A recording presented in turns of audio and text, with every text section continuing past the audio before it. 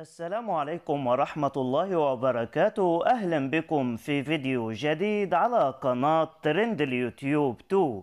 وموعد مباراة نادي الشباب السعودي ونادي القوة الجوية العراقي في إياب تصفيات كأس الملك سلمان للأندية العربية ومعلقين المباراة والقنوات الناقلة للمباراة.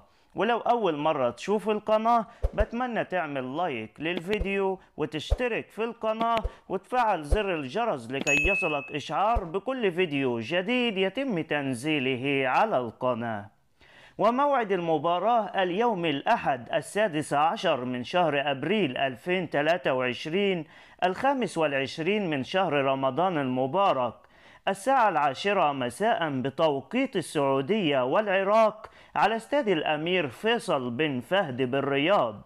معلق المباراة عبد الله السعدي على قناة دبي الرياضية HD الثانية، وخليل البلوشي على قناة الكأس HD الثانية، وأحمد النفيسة على قناة الرياضية السعودية الأولى. وفي نهاية الفيديو بتمنى تعمل لايك وتشترك في القناة وتكتب توقعاتك لنتيجة المباراة.